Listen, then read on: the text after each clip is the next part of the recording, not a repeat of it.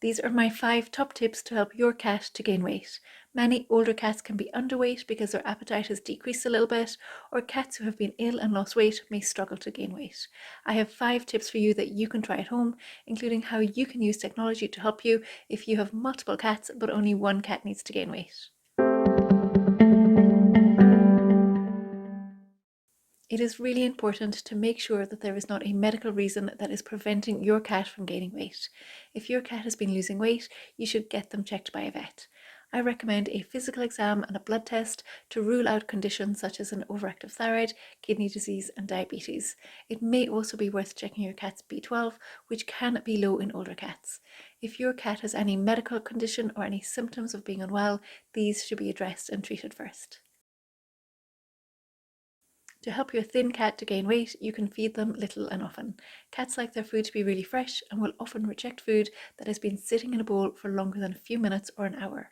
Offer your cat a small amount of wet food from a tin or a pouch. You can then seal the tin or pouch and store it in the fridge for up to 24 hours. That way you can offer a small amount of food multiple times during the day, rather than offering the entire thing at once and expecting your cat to eat it while it is still fresh.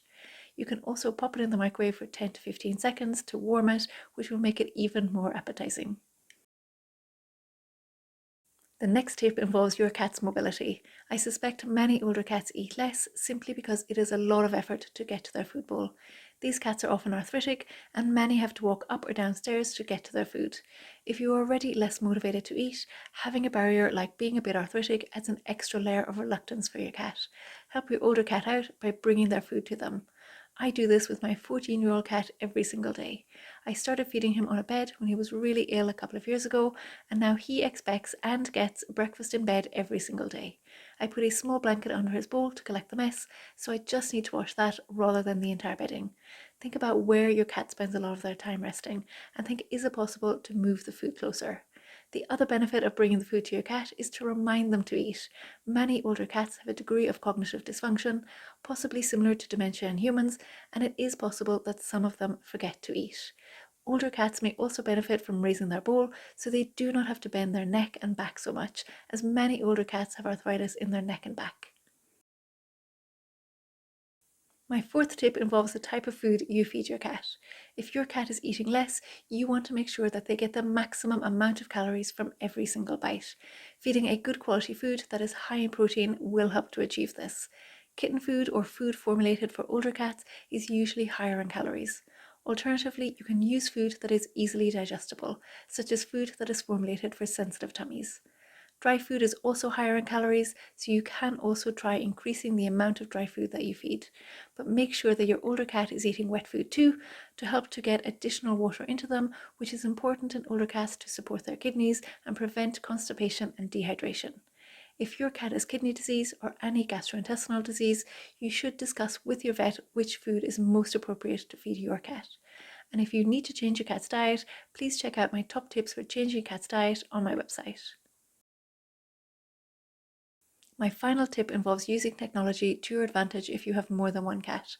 It also acts as a way to keep food fresh if you cannot feed your cat multiple wet meals per day because you are out at work.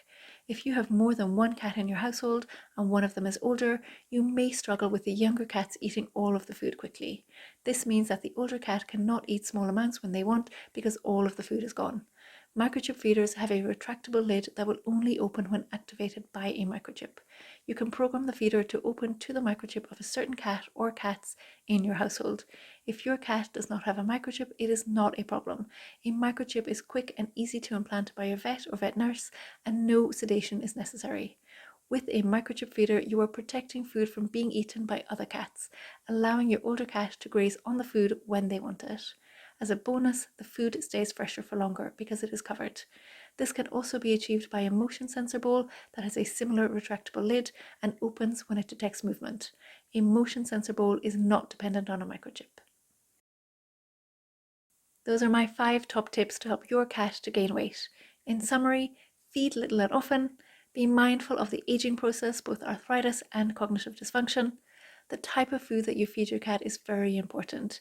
Ideally feed a good quality and easy to digest diet. And lastly, use a microchip or a motion sensor feeder to keep food fresh and protect it from being eaten by other cats.